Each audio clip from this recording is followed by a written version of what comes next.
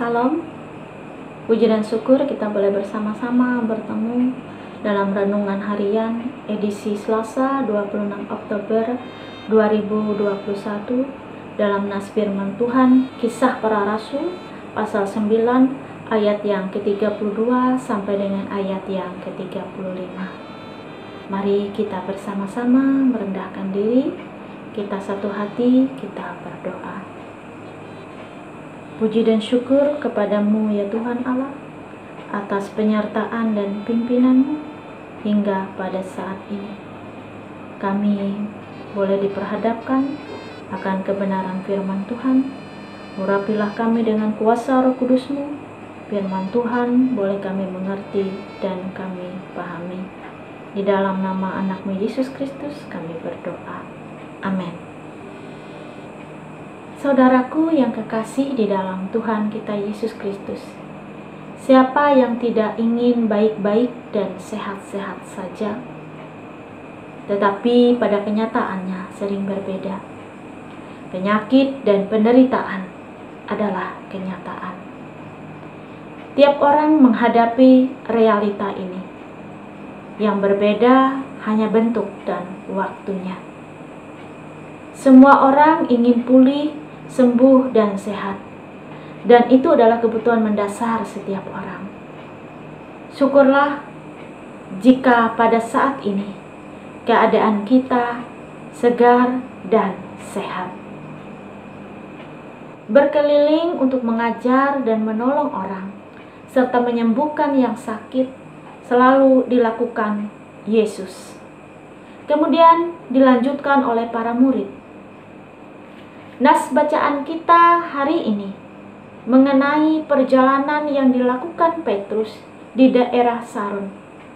Di tempat ini, Petrus mengadakan mujizat, bertemu seorang lumpuh yang bernama Eneas di Lida, yang sudah 8 tahun terbaring di tempat tidur karena derita sakit lumpuh yang dialaminya.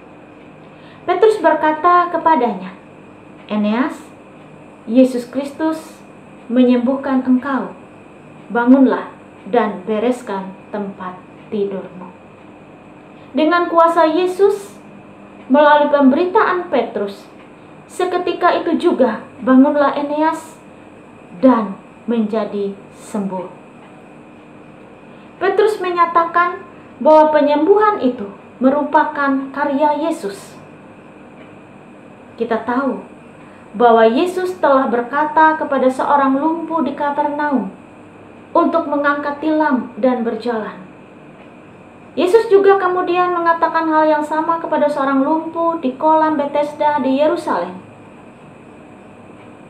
Kuasa Yesus bekerja di dalam diri Petrus, dan mujizat kesembuhan telah diterima Eneas, orang yang menderita lumpuh.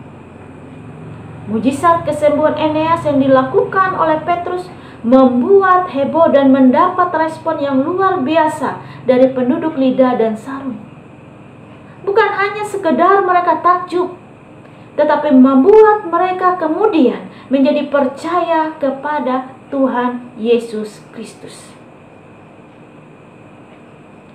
Mujizat yang dikerjakan oleh Petrus hanya untuk kemuliaan Yesus. Perkataannya, Yesus Kristus menyembuhkan engkau, menjadi kunci kuasa pelayanan Petrus yang tertuju kepada Kristus. Petrus menyadari siapa dia. Dia hanya pelantara, alat dan hamba yang dipakai oleh Yesus sebagai saluran berkat. Petrus tidak ingin mengambil kemuliaan apapun. Dia hanya ingin menyatakan kemuliaan Yesus Kristus. Ini dituliskan bukan hanya untuk menunjukkan penderitaan Eneas, tetapi terutama untuk menunjukkan secara jelas akan penyakitnya, sehingga menunjukkan bahwa kesembuhannya betul-betul merupakan suatu mujizat dan kemurahan Allah semata.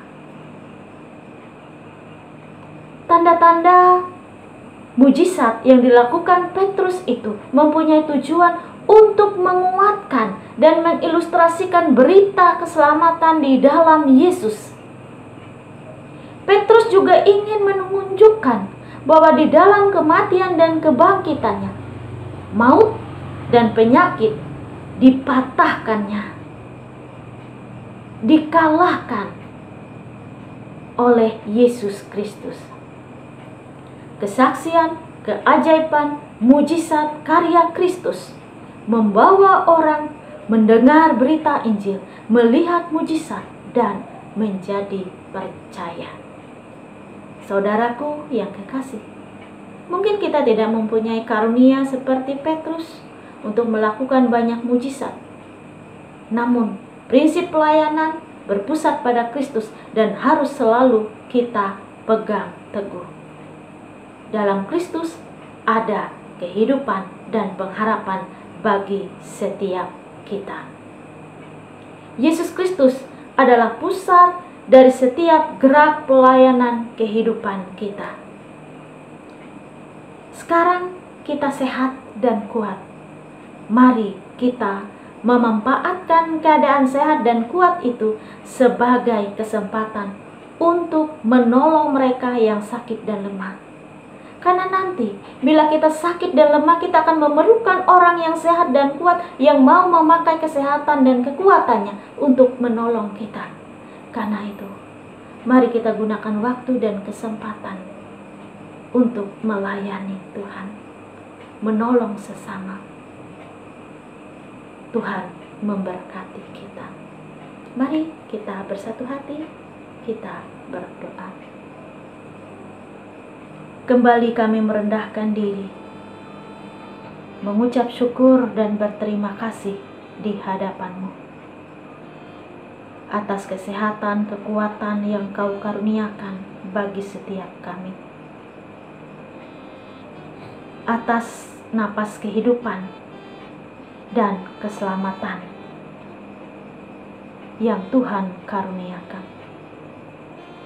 Tolonglah kami untuk menjalani hidup ini dengan sungguh-sungguh dan berarti di hadapan Tuhan. Tolonglah kami agar dalam situasi kondisi apapun, dalam setiap musim kehidupan yang kami lewati, tetaplah kami percaya dan berserah diri kepada Engkau. Karena hanya bagi Engkaulah segala pujian, kemuliaan, dan hormat. Terpujilah nama-Mu. Di dalam Yesus Kristus kami berdoa. Amin.